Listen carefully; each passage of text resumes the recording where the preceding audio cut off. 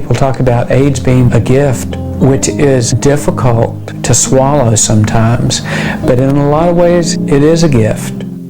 For me, it's easier to accept the disease and say, well, if we're going to both be here, let's get along.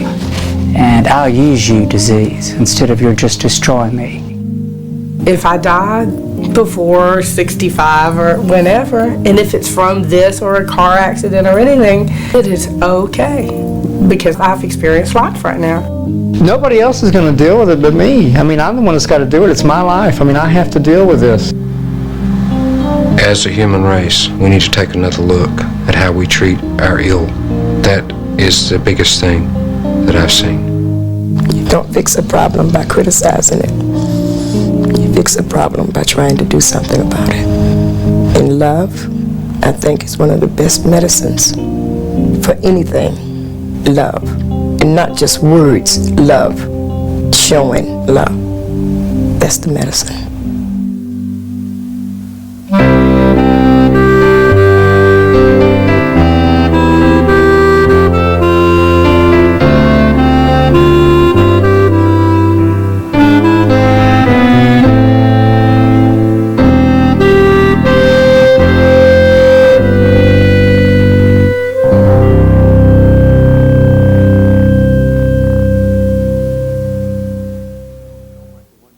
Hello, I'm Christopher Reeve. 10 years ago, a film like the one you're about to see wouldn't have been necessary. But after a decade of the presence of AIDS in society, we're finally forced to look at the realities of this deadly virus. People with AIDS have become our teachers. Tonight you'll meet 6 people infected with the AIDS virus, and you'll see just how dramatically their lives have been altered over the last 2 years. They live in Atlanta, which, like most middle American cities, has become a battleground in the war on AIDS. But people living with AIDS have found the courage to fight back. They're doing it by educating others, because in this war, knowledge is the only defense. What we can learn from PWAs, people living with AIDS, is both enlightening and surprising. As they reach out in communities where AIDS is spreading, they find that some people are responding, willing to join in. But many are still trying to hide. It feels safer. In their desperate fight for life, the people we met are reevaluating everything they know. They're questioning their values and those of others. They're searching for understanding, trying to accept the reality of AIDS. AIDS has taken its toll across our country. At least half the people who've become sick have died. The same is true in our story. But people living with the disease don't want to be treated as victims. The individuals you're about to meet are not just searching for miracles. They believe in themselves. They believe in hope. As they share publicly their struggle with AIDS, they share our purpose of mending hearts.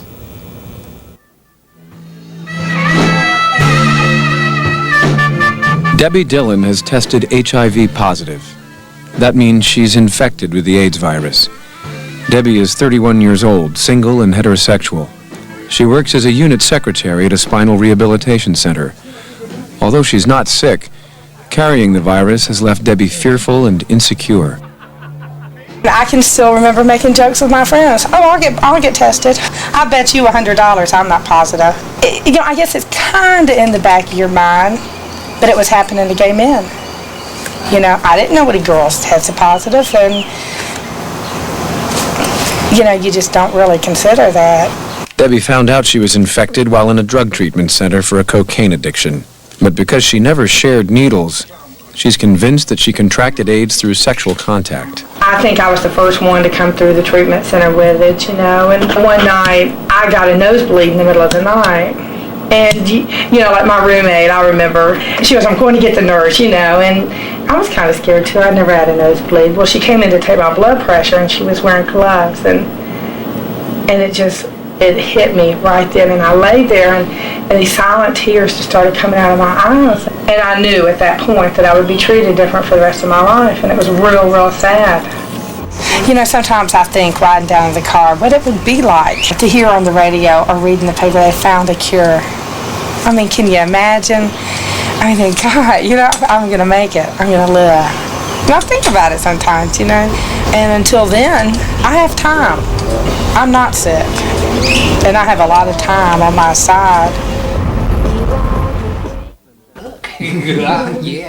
Steve Warren and Jim Clendenin have been lovers for about a year. Both were infected with the AIDS virus before they met each other. Steve, a carpenter, has been HIV positive for at least 8 years, but is yet to show any signs of serious illness. It took me about a year and a half, 2 years to really readjust my life, okay, to the fact that I had the AIDS virus, that I was HIV positive.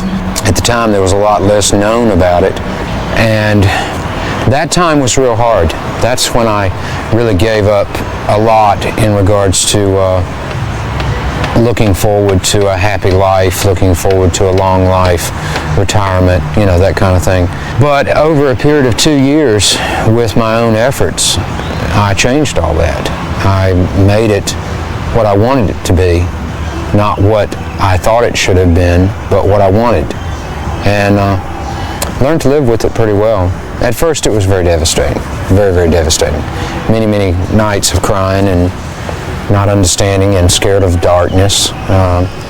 There's still some fear, okay, there's fear of the unknown, but I've been very fortunate, you know, in regards to my diagnosis. A lot of people haven't been quite so fortunate. Before AIDS, Jim was a computer operations specialist. He suffered his first bout of pneumocystis pneumonia only 3 months after meeting Steve.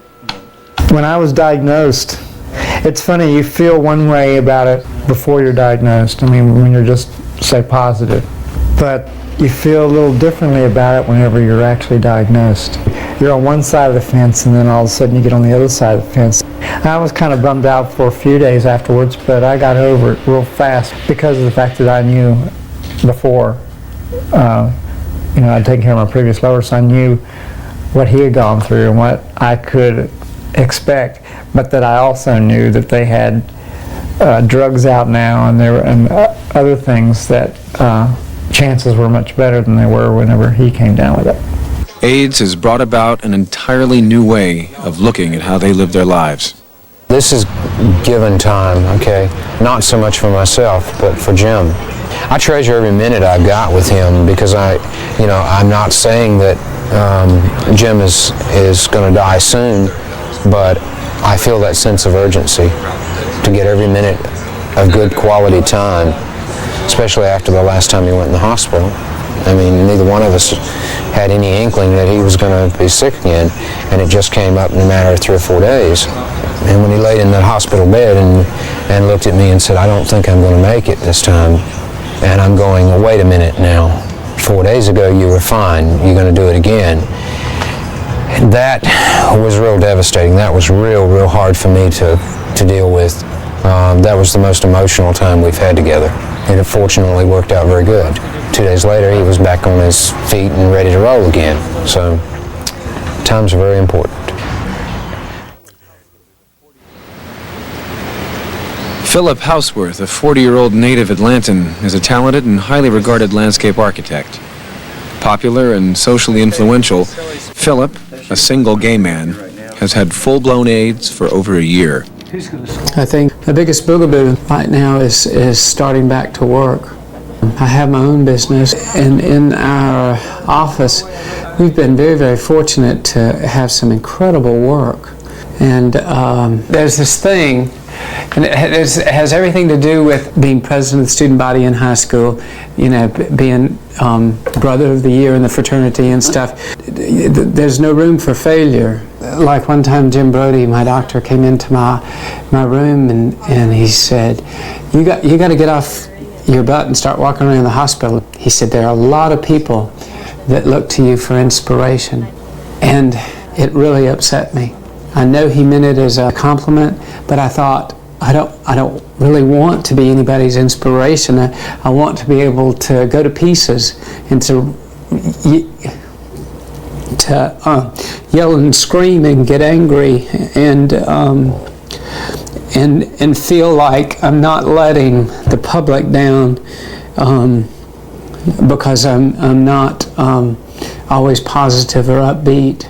For Philip, a self-described classic overachiever, the pressures of living with AIDS pushed him to consider suicide, an option he even discussed with his therapist. I said, I think I would be shortchanging myself if I didn't take it all the way out. I said, I think there's something to be learned to the very last minute, and I hope I don't have to experience that anytime, within the next 40 years. But I really, we may not think as we sit around like this. I mean, you think, what are you going to learn from the last 5 minutes of your life? Well, maybe you get a great deal out of the last 5 minutes of your life.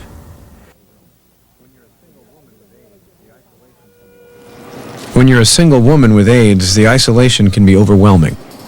It really gets me if I'm out somewhere and people are dancing and they're with other people and laughing, and I'll just look at them, and I'm just so afraid that I'll never have a relationship, that I'll be alone. Revealing to family and friends that you have AIDS can at first be frightening because you've already lost a lot. You're afraid of losing more. When something even as ordinary as a date is involved, the moral obligation can be terrifying. And I don't know how to handle that, I mean, is it your responsibility to tell someone on your first date, or when you first meet them before you even go out with them? I mean, do you pick up, hello, this is Debbie, I'm HIV, I don't know how to handle that. And I've gotten both responses, rejection, and I've met some men that have been nice enough to accept it and not be afraid of me. I'm so afraid people are going to be afraid of me.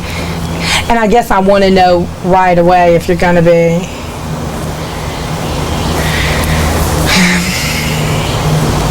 Just the loneliness it's just the worst part.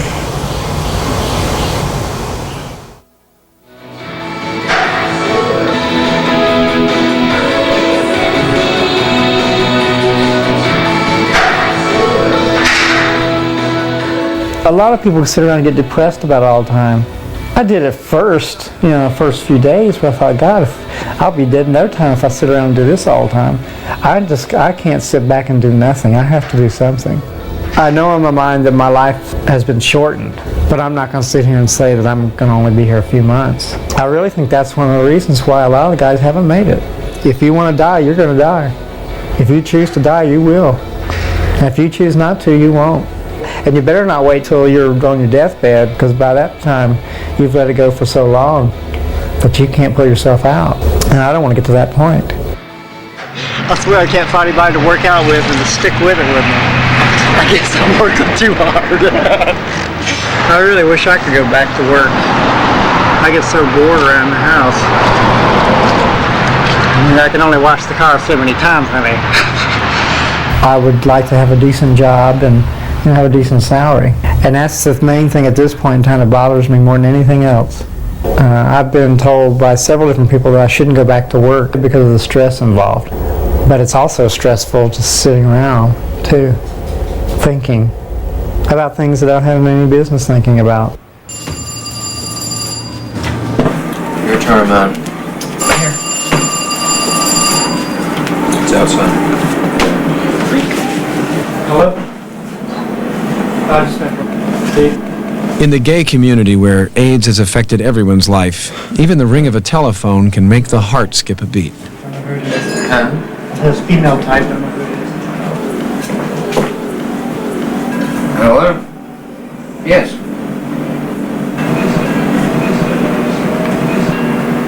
Okay, Graveside Service, Decatur Cemetery. Okay. Thank you. So many gay men have had to deal with friends and lovers living with and dying from this disease.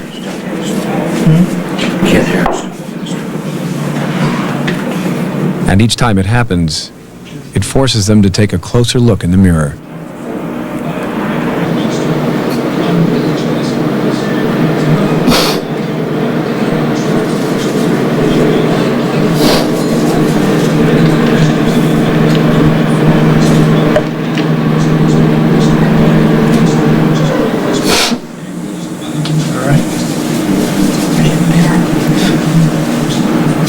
He and I grew up in Danville.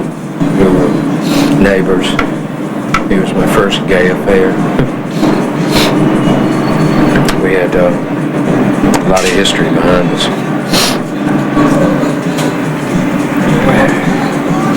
And he always thought I would die before he did. We always talked about it.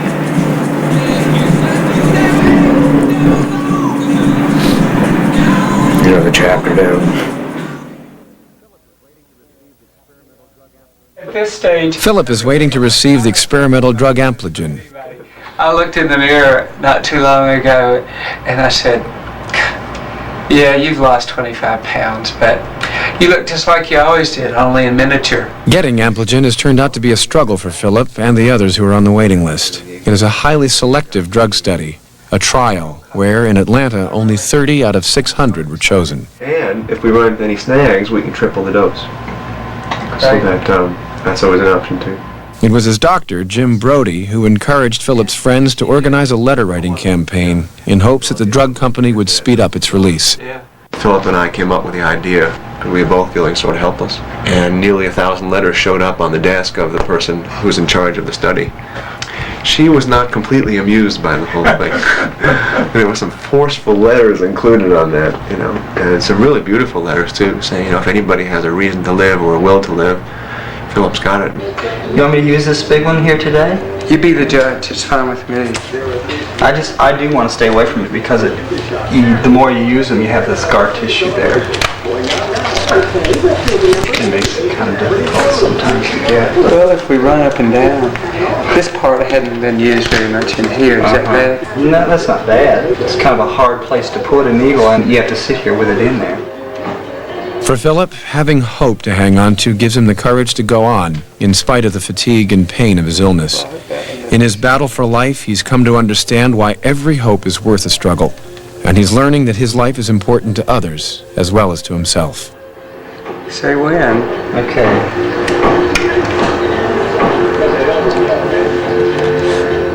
Okay. Hold still. Feel the needle.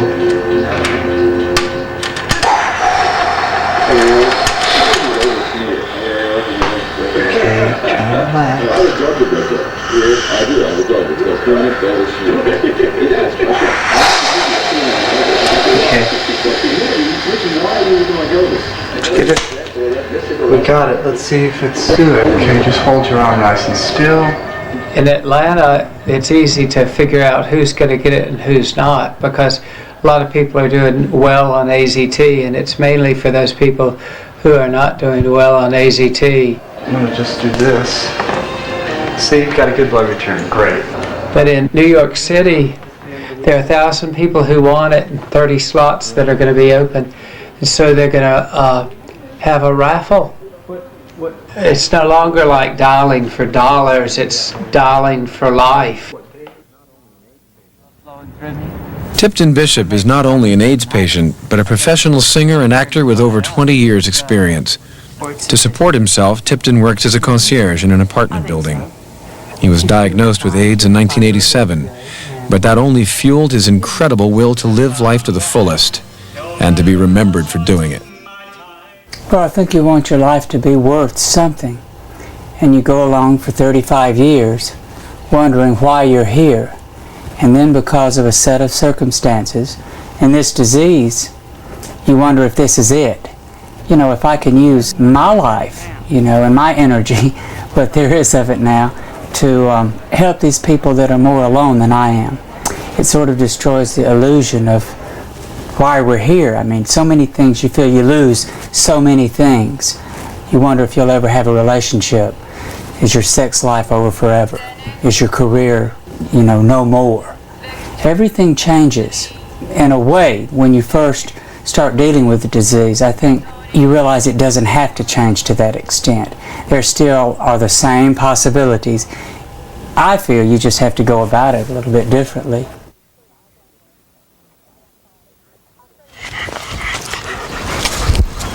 I'll show you his tricks later that I've taught him. He does lots of good tricks. I have a friend that I've had for 10 years, and he's always there, you know. And I talk about how I'm lucky, because I know people don't have friends like John. And if I didn't, I don't know what I would do. Debbie finds emotional support from her friend John, who also has AIDS. It's support of this kind that people with AIDS need and want, but are often too afraid to seek. For a long time, the only other woman with AIDS that Debbie knew was a character on a soap opera. She was the only person I could relate to. I know I would call my roommate downstairs or tell my friends, come look at this, you know. I said, she feels exactly how I do. She's saying the exact same things I say. And that's why I think so much about girls that don't have what I do. Did you pull him out? Yeah. I'll do it again now. Come here! Since Debbie has John to lean on, she's been able to reach out to other women with AIDS who need understanding. To me, the numbers, it's just incredible of how many girls out there are exposed just from casual sex with straight men that, you know, you didn't think about using a condom. It's happened, and I know girls that have been exposed that way. You know, it's... And until they see it happening in their backyard, people really aren't going to do anything. And that's what I'm here to show them. Here it is. It's in your backyard, and it's time to do something. Both Debbie and Tipton have decided to participate in a community play, produced to share the thoughts and attitudes of people with AIDS. Almost everyone in this production has AIDS, and faces the same issue of whether or not to take a risk and reveal to others their feelings about the disease. I mean, I've never in my whole life would have thought that I would be involved in a play, get on stage and, you know, tell my story. But I guess it's just real important to me to help in any way I can, to educate. I have watched Joseph become a better person because he has AIDS. It has really changed him, and I think it can make me a better person too. For Tipton, the play has become his way of being heard, a way to overcome the stigma of AIDS. You know, you hope with a play that maybe you change a few minds or show people something, a little bit different way of looking at it. And it's a bold thing to say, I guess, and I guess I have to work at it. But in so many ways, my life has been enriched because of the AIDS. And that's what I concentrate on. Instead of saying what I can't do, I have to look at the friendships I've developed, the overwhelming support I've been lucky enough to receive, and concentrate on that. Sometimes that's a hard pill to swallow, especially when you're sick. When you're feeling pretty good, it's easy. Debbie may still be feeling well, but there are many days when she doesn't feel very good about herself. It's never easy to deal with the fallout from AIDS infection. Debbie talks to AIDS counselor Bobbie Karell. How's it going since the last time we saw you? I had a date. All right. It was horrible. I told him, and he just freaked out totally. It really scared me. You know, I just started crying. I said, "There's no way I would give it to you. I wouldn't do anything to, you know, put you in danger or anything." It was horrible. Just your worst nightmare come true. It just really scared me. You know, the look in his eyes, I was afraid that he was going to hit me, or, you know, I just got away from this, you know, really. And it just reinforces that there's still people out there that don't understand. The darker side of AIDS may have revealed itself to Debbie, but never more threateningly than when a friend with AIDS came to visit. A friend sick with KS, an ugly skin cancer that can be deadly to someone with no immune system. Oh, God. He said that he looked bad, you know, and you don't imagine it. You just cannot imagine. And I just walked in the room, and I just burst out crying. His hair was going on one side, his eyelashes, his mustache, and I mean KS all over his body. I mean, I haven't seen much KS, you know. It's a hard one. Boy. You know, and then I started thinking, you know, I sit here and say, oh, my life's a little bit better, and, you know, I felt kind of hypocritical about, you know, I almost wanted to call y'all and say, come back, you know. My whole perspective has changed, and it really set into reality to me. I mean, it hit home that day it is here, you know. It was just the saddest thing I'd ever seen, and hard. Neighborhoods across the country are bracing to battle AIDS. Sterling White and Lee Jenkins are recovering addicts who've made a commitment to prevent the spread of AIDS in their community. Although neither has AIDS, they're members of a street team for AIDS risk reduction, Getting people off drugs is their priority. IV drug use is still the quickest and most direct way to get infected with the AIDS virus. We're recovering addicts ourselves, and this is what we do now. This is Lee, and I'm Sterling, you know. I would say that everybody out there now who uses drugs, IV, they are aware of AIDS. But I also think that the denial associated with their addiction won't allow a lot of people to accept the risk reduction. You can tell somebody not to share a needle, and they can process that. You know, they're not stupid. You know, they can process the fact that if I share a needle with Sterling and he's got AIDS, then he'll give it to me. What happens is that when their addiction calls for drugs, and if I leave the house and I don't have a needle on me, then we're going to share and pray that we can get by one more time. They know the information, but sometimes they just can't be safe. With AIDS, you've got to consider how you die. I know when I was using it, I didn't want to suffer. That probably went more towards getting me clean, and it keeps me clean today. It's not thinking about dying. You know, somebody told me once, and I say this all the time, they said, you know dope will kill you. And I said, man, y'all promised me that for 16 years, and it didn't kill me. It never did. But it put me in the penitentiary, and I suffered. I went through 2 divorces, and I suffered. You know, I was degraded because I had to go and beg people for dope, and I did things that I probably will never mention in my life to get drugs. I said, so it wasn't the death, it was the suffering. And I think that's the difference with AIDS. I think we have to somehow continue with what we're doing, the education, because that's the key. You can't break down denial the first go around. We got to constantly come at people. It's sad that education is the only thing that we have. Sterling, a Vietnam vet, sees himself as a soldier in this explosive war on drugs. The more ammunition you got, the one who shoots first and shoot the most wins. The one who shoots the least, he loses. It's like a sniper who picks people off. That's the way I relate to it as war. You know, we need to lock and load.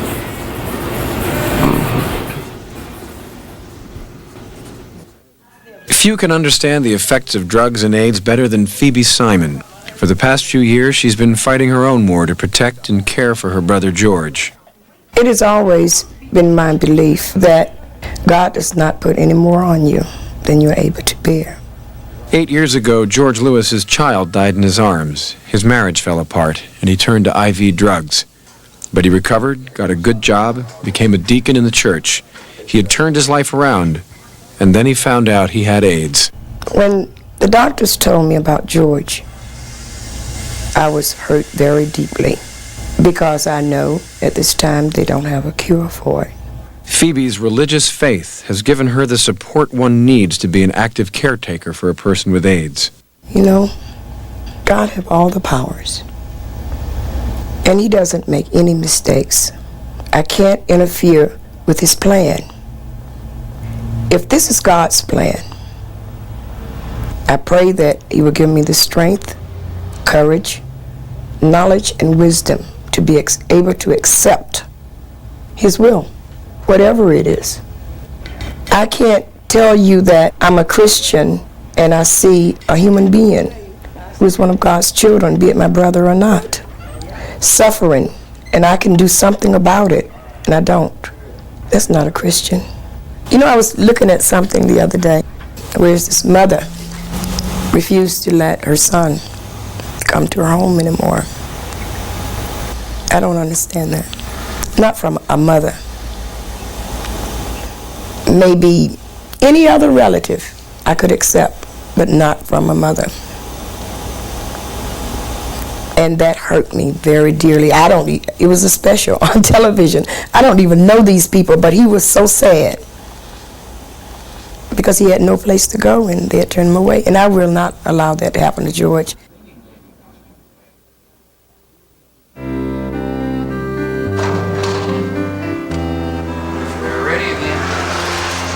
After months of struggling, Steve and Jim decided to leave Atlanta. The moving day!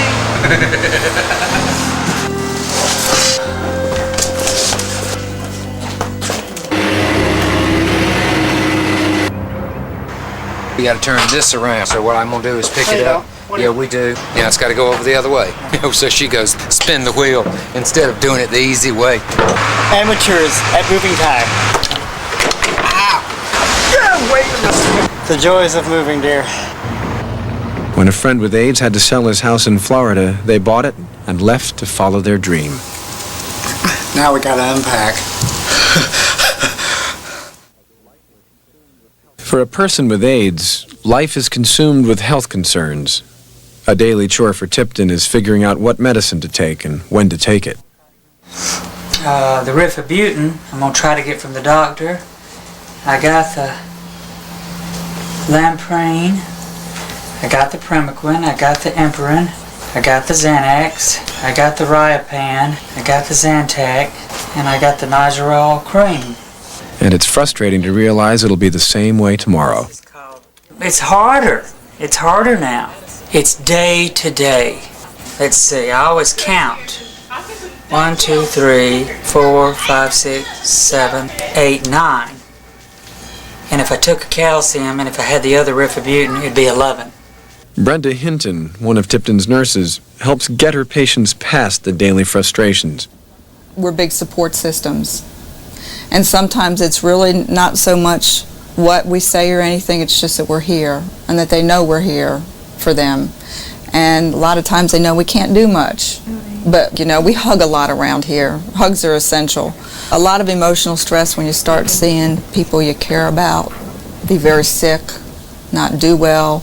Know that there's not a lot that you can give them except your love and your care. And we dish out a lot of that.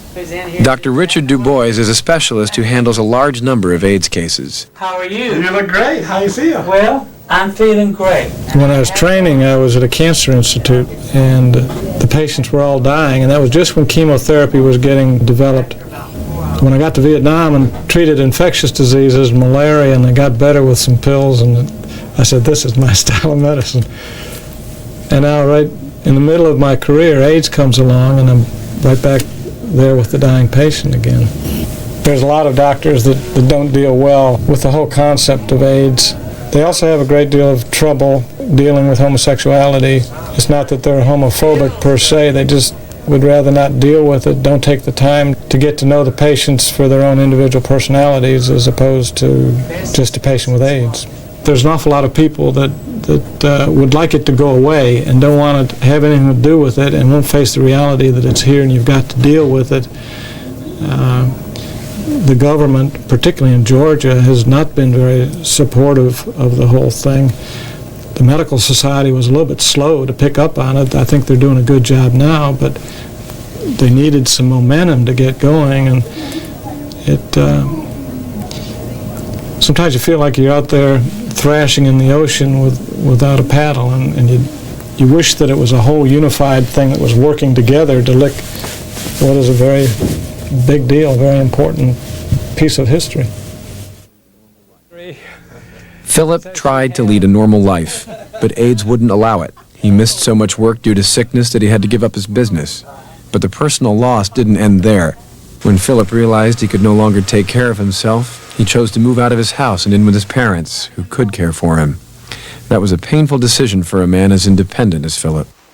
Before I got AIDS, I looked at some of my friends who had it, and they were down at certain times. I would think to myself, no, that's not how you do it. You got to be up. You got to keep going. And yet it's different when you actually have it.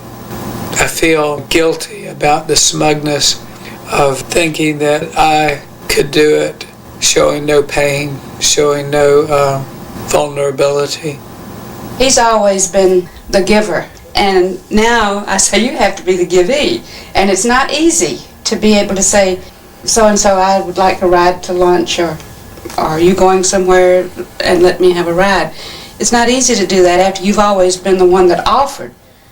When you have a son who has been on his own for 20 years and never relied on anyone else, to have to rely on someone now is difficult. And he's here with us partially by his choice, partially because of economics. And it's very difficult because he'd like so much to go home. Yet there's a doubt in his mind that he would be able to handle it. I hope it works out. I really do. I understand how he feels.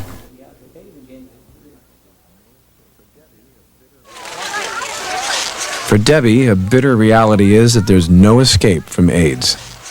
Can you make animals? I guess I get tired of hearing the word, and I guess anybody associated with it has to get away from it for a while. John and I went to Florida, and our what we said is the first person to mention that word had to pay for the hotel room, you know. It's like, I've just got to get away from it. I don't want to hear it or, you know, be associated with it at all. When you're HIV positive, one thing you can't get away from is loss. In fact, it's all the losses. They just keep adding up. It is very lonely to think you'll never have children. I can accept it, but it would be nice if I could. But that's something taken away from me. You know, it's just been taken away. The minute they said that, it was taken away. I can't have children. And I'm real angry about it. I just know how the girls feel. There's so many things just taken away. According to a federal study, the death rate from AIDS among American women nearly doubled between 1986 and 1988. Black women, who were 12 times more likely than whites to be infected with AIDS, are hardest hit. And educational efforts aimed at these women remain scarce. The National Black Women's Health Project is a grassroots organization whose efforts to educate, advise, and support black communities about AIDS is starting to make a difference. There's a serious problem, I see, with denial happening in the black community right there. I feel as though for that area of my community, the black women, the education issue has to be taken from a whole different perspective as to telling somebody that this is what you should do to protect yourself from AIDS, because they're not going to accept it that way. They are not going to accept it that way because they don't feel like that has anything to do with them and their position or social standing per se. The whole education of AIDS for these women comes around a whole different set of issues of how do you feel about your relationship? Is it monogamous? What are your real feelings around a condom? It was amazing to me the first time that the conversation came up with me was like, what is it like to have to ask your husband to wear a condom? You know, what does that say to him? And then I had to address the issue is what does it say to me? When you're talking about the black woman, it's a holistic thing. You just can't isolate the AIDS issue. It's entwined with so many other things. It's teenage pregnancy, not having anywhere to take your child care, not having money for medical care. And then we gonna talk to them about, here's this other thing over here you need to deal with. It's like, I can't deal with that now. I'm trying to find some food for my children. For the black community, it just exacerbates already existing conditions. The women with AIDS are among us. They are silent and scared and terrified that they have no support from those of us who are their sisters, who don't know enough not to be terrified of them. If we're going to truly work on educating people in America about AIDS, we need to have people who look like them, who sound like them, and who are like them. There are black women in this community who have AIDS that we need to talk to and see that you do exist, and we need to know things from you directly. We're not going to look at the Surgeon General, a white man on TV, you turn him off, you know. I'm not going to look at that, you know. So it's very important that we look at people who looks like us, to talk to us, and who have feelings the way we do. That's why the National Black Women's Health Project is so wonderful. I couldn't help it. For many AIDS patients, the structured life in a hospital replaces the freedom that they once had living at home. As much as they resent having to waste life's precious moments there, the thought of leaving that security is often unsettling. We'll be up in about 10 minutes then. Thank you. Most of the times I've been in the hospital, I've been able to be free and go visit. And that makes a big difference. This time I've been free the least. I had one free day before the lung collapsed, and then my freedom was curtailed. Come on in. Both Tipton and his friend Joe have been in the hospital for months. Oh, this is the new wing. The new I have the penthouse. Are you still on the fourth floor, Tim? Yeah. They're taking good care of me. I know, that's your favorite floor. I cleared you get to where you get to where you know everybody in this hospital. When you come here 5 times in a year. Okay, let me just have this one. What are you giving me? One with This the is D? vancomycin. Okay. This is just one of the many antibiotics that is being used in my body this day. Okay, now, Tip, you have triple lumen, didn't you? Yeah, I still have it, but I'm going to get a Hickman before I go home. Okay, this is going to run half an hour? For an hour, this Okay. runs for an hour. So I was on additional nutrition, which is this bag of liquid, you know, that costs like $120 a bag, and I was doing that every day because my body has turned on itself and eats itself. It's called the wasting syndrome? I don't know what it's called. Thank you for that name, though. I think I always like hearing words like that. And Renee, one of our home nurses, I think used that. having the insert port in that, it's like my body is being mutilated in order to save my life, in order to make it easier for them to get food and nourishment into me and blood out and whatever. That's the reason I can't breathe. Don't hyperventilate on camera. It is so tacky.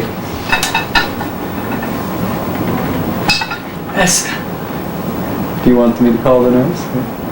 No, I was just going to ask if I could use your oxygen. I don't have any. I don't think you do. Because I've run I'm a out. healthy little victim. I'm just skinny. Is your bottle empty?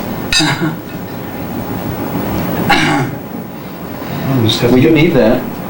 Yeah, I'm gonna ring for the nurse. And Yeah, they can deliver it here and charge it to the other room.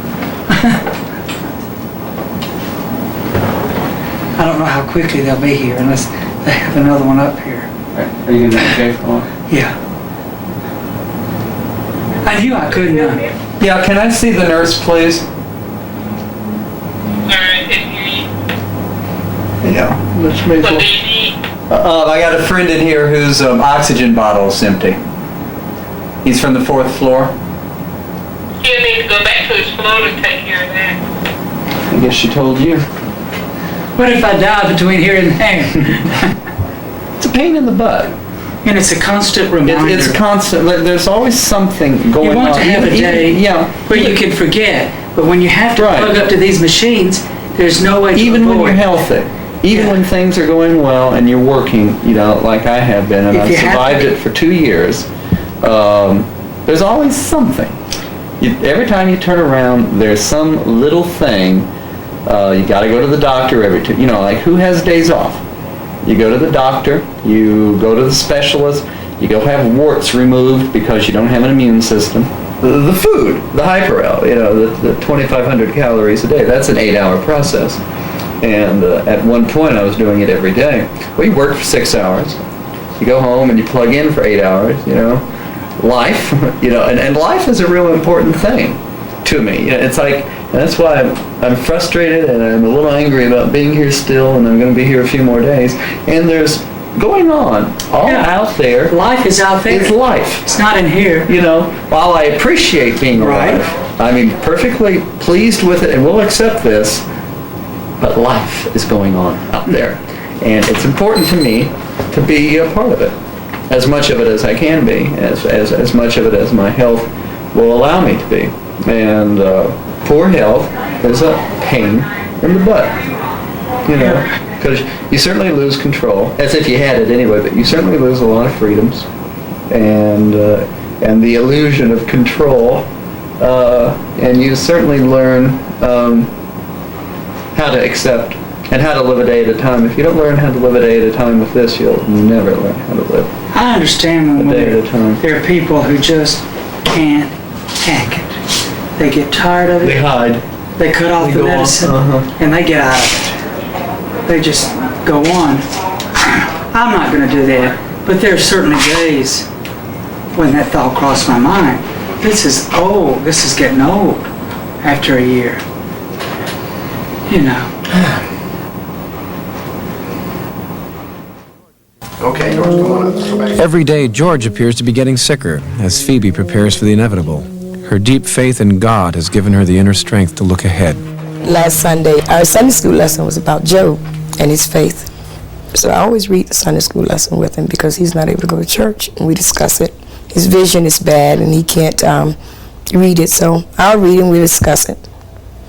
And he said, you know, Job was a perfect man, and I'm not a perfect man. But I wonder if God have one little blessing left for me. I said, God have a lot of blessings left for you.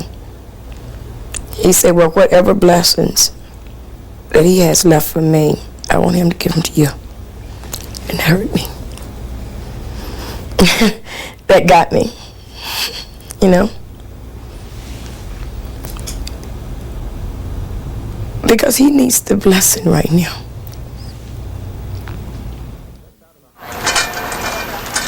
Just out of the hospital, Tipton, accompanied by his friend Susan, wasn't about to miss an important AIDS benefit.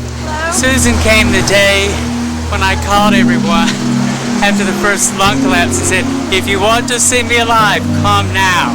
And she came. There's more than a touch of theater in Tipton. In fact, his friends and family would tell you he thrives on the drama of bouncing back after each brush with disaster. It's what keeps him going and gives him his desire to live. The gloomy future that Debbie had envisioned for herself dissolved when she met Bill Flannery, a brick mason. But Debbie questions whether Bill's interest in her can last in the shadow of AIDS. Before I met Bill, I felt like an infected HIV-positive person that would be rejected, that no one would accept me, especially a man. And, you know, I had thought that, well, okay, if someone, just say someone does get interested in me, I'm going to have to settle, you know. And I had these visions of what it would be. And then I was blessed with Bill.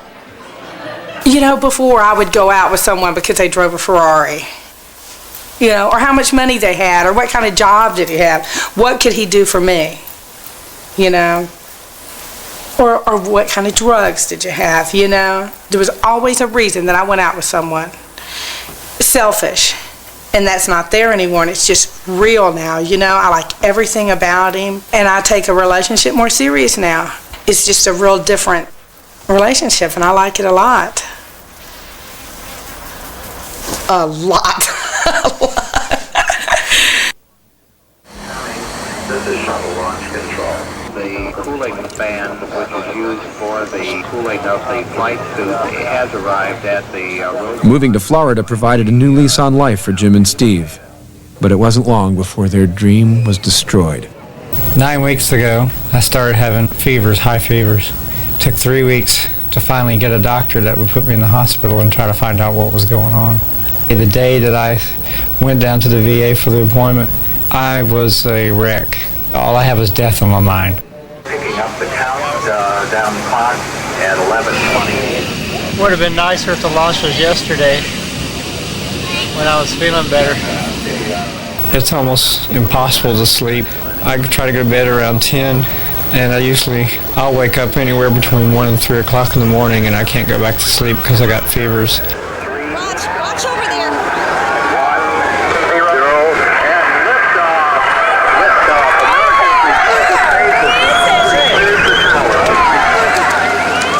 Standing by to see engines begin throttle down to 65%.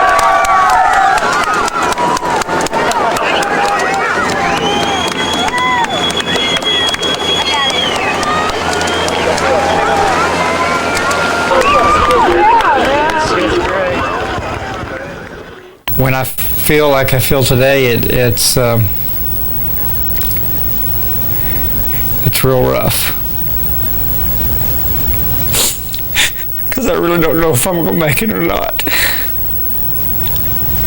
And I know it's real rough on Steve, too.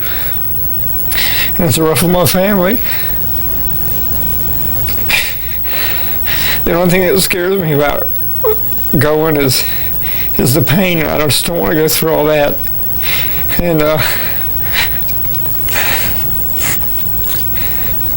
I've just been miserable since I got back with this medication.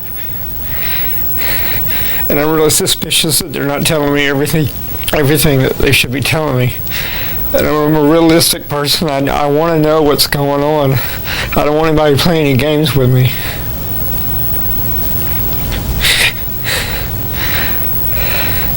It's real hard at night because Steve has to work at nighttime, so it plays on my head a lot more than when I'm feeling good. It's better, but when you're not feeling good, it really doesn't help you at all.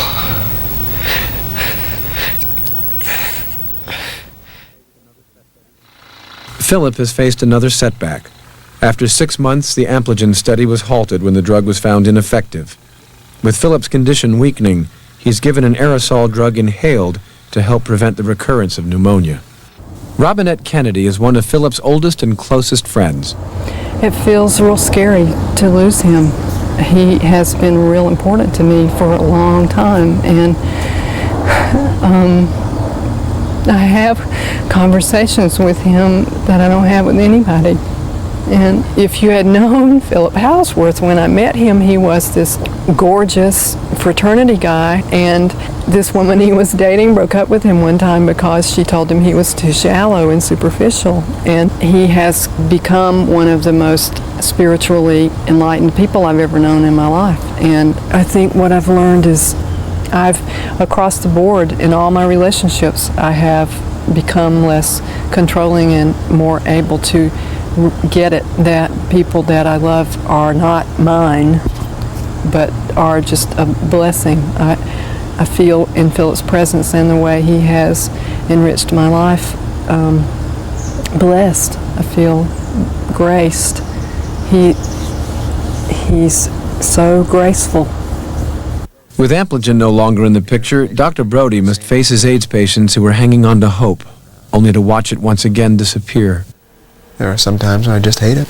I just hate seeing it. I hate doing it. I see the messages pile up from families who want to meet and talk, and I go up to the hospital and I look down the floor and I can see a half a dozen mothers standing outside their room saying, how are you going to get my son well?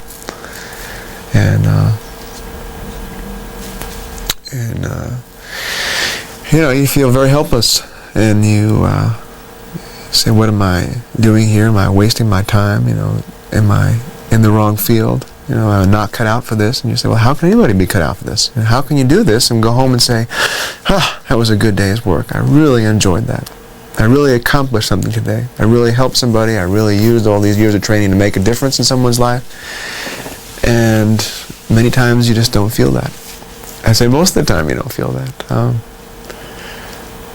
And there have been many moments over the years where I've just wanted to say, I want out of this.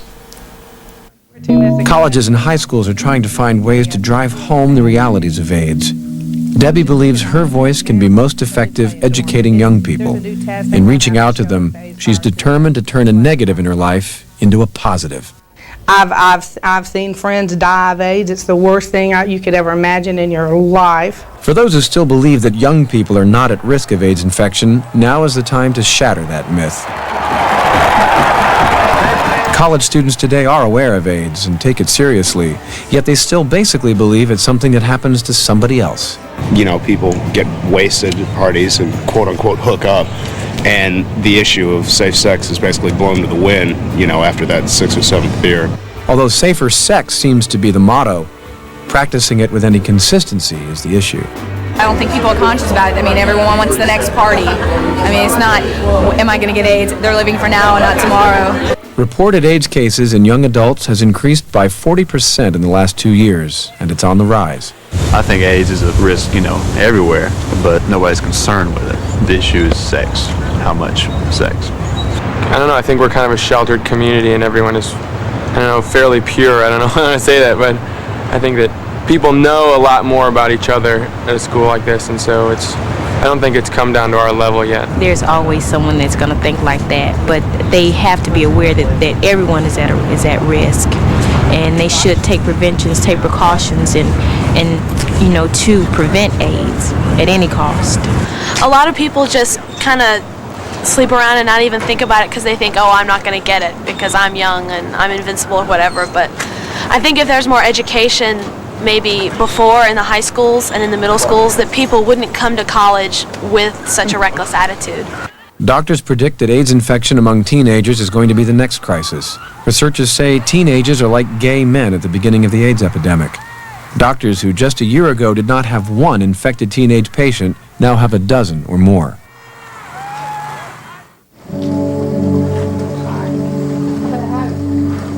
Tipton is back in the hospital, but this time he won't be visiting others. Both of his lungs have collapsed.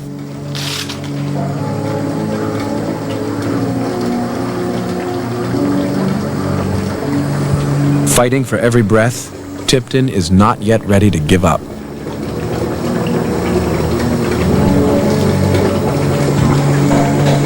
Better, but still frightened for my brush with death. And as the second lung collapsed, I came too close. Nurses,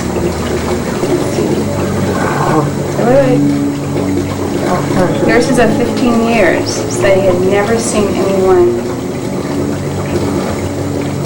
such an eerie blue, right? And I almost died. Well, we worked with what I had. With AIDS, looks can be deceiving. Although Philip may look better, his symptoms are multiplying rapidly now. Going blind and suffering from increasing bouts of depression and confusion, Philip has retreated into his inner circle of closest friends, including Robert and Robynette. I have missed the large group of friends that I used to have, and yet I didn't feel as though I had the energy or strength to maintain all of those friendships during the last 2 years. But I hope when I hit the ground, I'm going to say running again. I don't plan on running like I used to. I'm going to make a comeback, but I'll do it differently. I'm not as distracted by things in everyday life, things that maybe don't matter as much as good friends do. Just as Philip feels obligated to hold it together for his friends feel the same pressure to stay upbeat. Robert Schneider and Philip have been close for years. I never want to appear negative in terms of his opportunities to continue experiencing life and a future. So, not being able to say sometimes the things that you want to say is difficult. Thank you is obviously the first thing that I would want to say, because the things that I admire so much about him are really gifts to my life. So thank you is the first thing, and goodbye would be the last thing. You can always buy another house. You can always go to the gym if you miss it. You can always start a new business, but you don't always have your parents.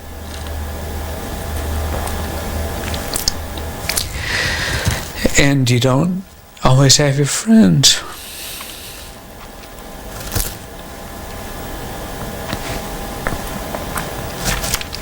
But I feel real good about where I am now. And I feel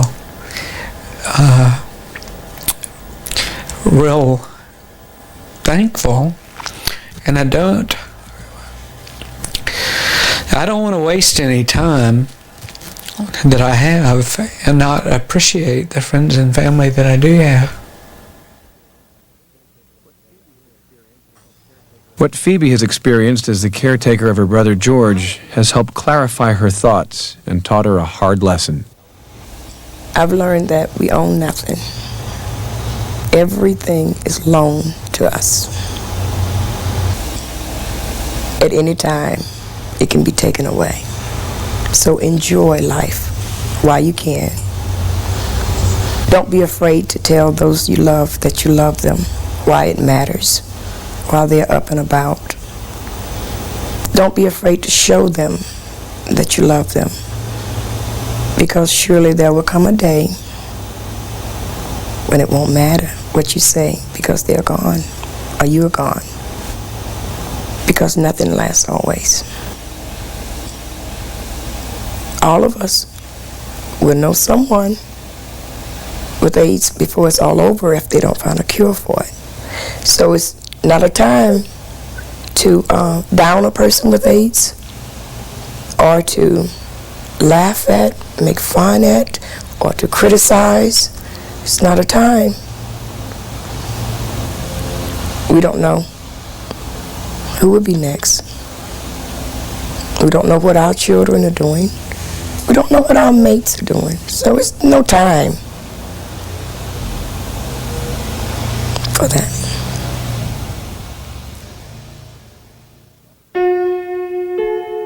For Debbie, the best medicine is love. Debbie and Bill were married recently, the happy ending that Debbie wanted but never expected. Even though they know what could happen, for them it's become more important to live one day at a time. I think we know we don't have 75 years together. You know, I think it puts a real special twist on it. We try and fulfill all the good ties that we have. It's real hard for him to talk about the future if something happens. And he's real quiet about it. But when I lose it and when I cry, and there are those times, I mean, he is there. I hardly ever think about the problem that Debbie's got. I try not to. When I do, it's a sad thought. I mean, I hope it never gets to the point where, you know, she could die from it. I don't like to think about it. But I'm always going to be here for her. A lot of times I say that I will let him go. And I'm real serious about that. You know, and he won't hear anything of it. You know, I say, well, I'll go, if something happens, I'm going to my mother's. You know, that's where I'm going, and you can come visit, but I will not put you through it. I'm just real adamant about that, because I have seen it, and how hard it is, and I just wouldn't want to put him through it. He went through it with his father. His father died when he was a young teenager, and it was real hard for him. But maybe that makes him stronger to go through it with me, or because he has something real deep and special inside of him that makes him real strong, and to be able to even talk about this and all. But he seems real committed that, you know, when we got married, we took our vows for life and for in sickness and health, and he was real aware of what he was doing. I think that me and Debbie's going to be fine. I think that they'll find a cure before something really bad happens to her. I hope they do, because we really love each other. And it's so neat to me to have this happiness in my life right now. It makes up for all the bad I've been through, all the changing I've done, and so many things have changed in my life since this, that it's, you know, through such a horrible, bad situation. You know, just all the things. Gosh.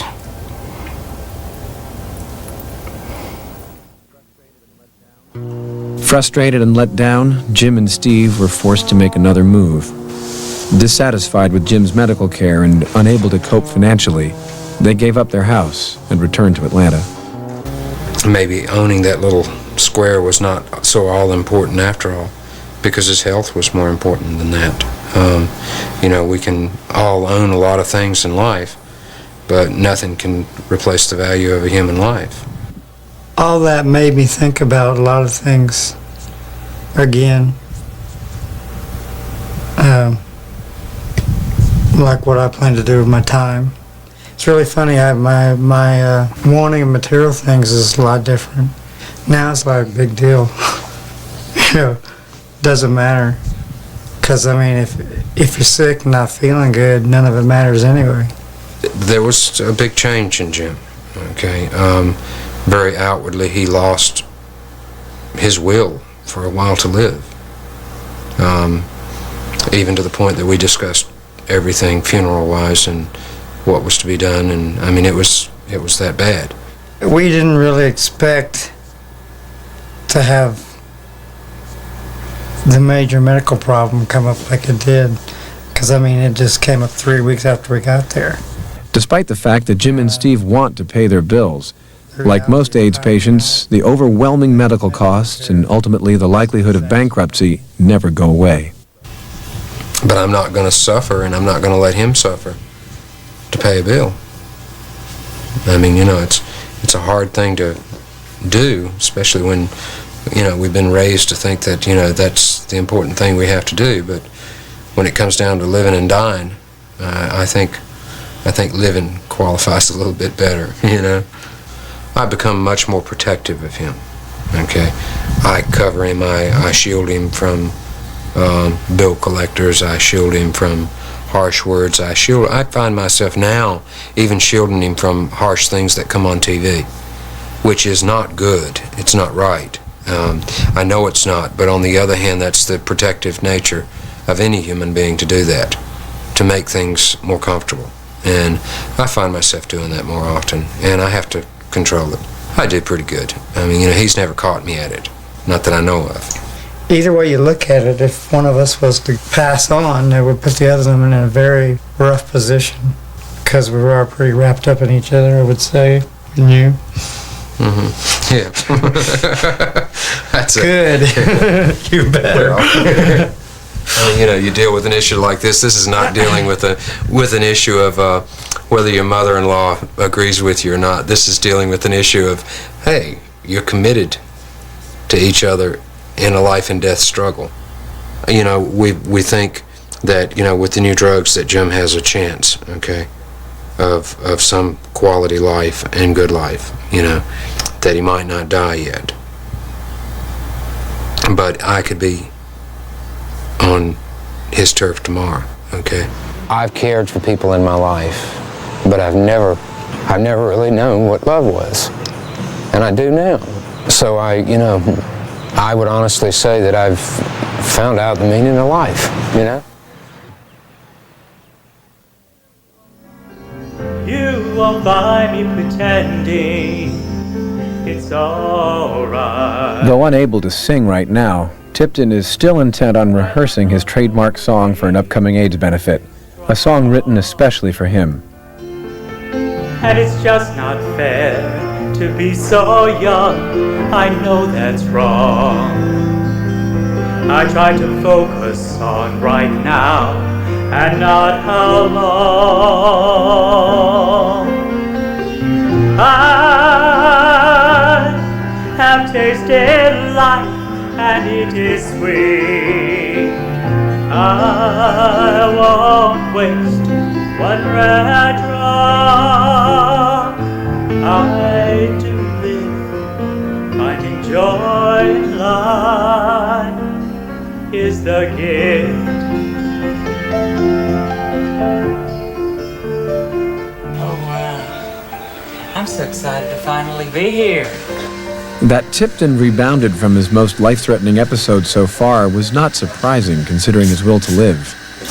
Good evening, ladies and gentlemen. The time is now 6:30. The house is open. We are 1/2 hour away from curtain and 25 minutes away from places. That he was able to sing at an AIDS fundraiser in Washington was astonishing, even to those who'd come to expect miracles from him. A year ago, sure, I heard of people who died with AIDS and had this naive attitude, which was good in a way. I was always surprised if someone died. Oh, really? Now, people I know better, people from support groups, people I've known in the past are dying, and it's sadder.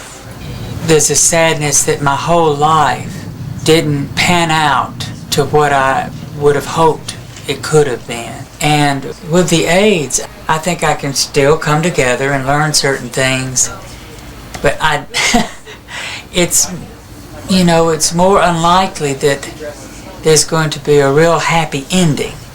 Ladies and gentlemen, we are going. This is Places. Places, please. I may never see another springtime. I won't waste my time on regrets. You know, for all the mistakes I've made in my life, there's a precious little person, little human being in there who did the best he could and made dreadful decisions and got things terribly confused, you know, but that's who I want to be in touch with. You know, and I want to forgive him and love him and say, you know, there, it's all right. And I think when my God talks to me, he says it'll be okay. you know. And it's like your mama's saying it'll be okay, but I have to say it to myself and believe myself and get to be truthful with that little person. I mean, what's the alternative? To not be at peace? And, oh, God. You know, to get up and sing that song. That may be the last time I sing that song in public. And that's okay. It's fitting. It's been a big year for me.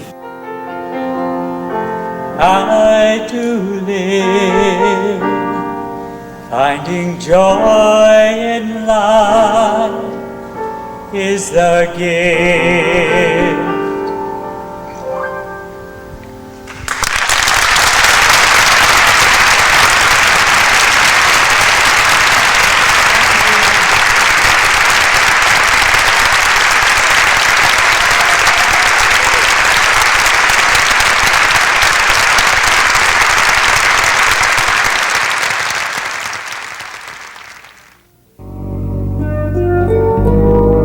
The implications of AIDS in our society are hitting home. It's time for us to listen in a different way. While there's no cure for AIDS yet, what we can do is let go of the fear and judgments of people who have this disease.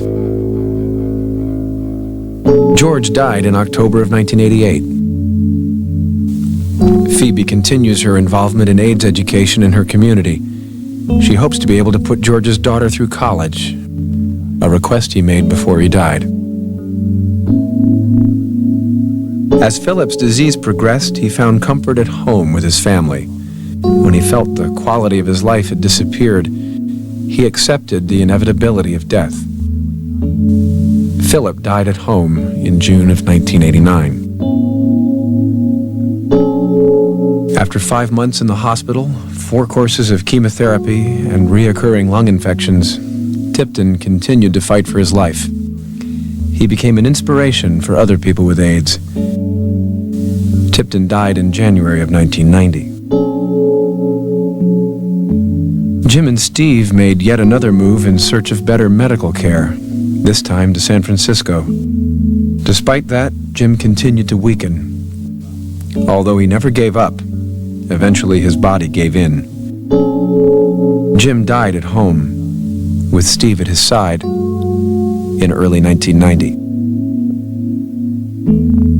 Steve began showing serious symptoms of AIDS in the fall of 1989 and enrolled in a trial of a new drug treatment.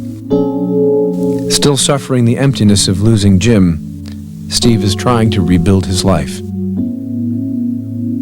Debbie is still in good health, but her doctors recently started her on AZT, a drug they hope will delay the onset of AIDS. But at home, Debbie's life has recently fallen apart. Bill moved out, temporarily, he says, to sort out his own problems, which include the confusion of living with a person infected with AIDS. Debbie, broken-hearted, continues to educate young people as she searches for other reasons to be optimistic about her future.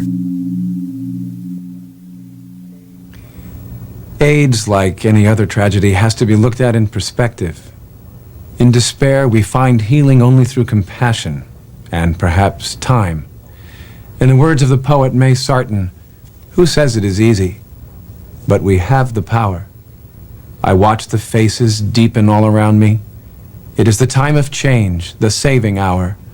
The word is not fear, the word we live, but an old word suddenly made new as we learn it again, as we bring it alive.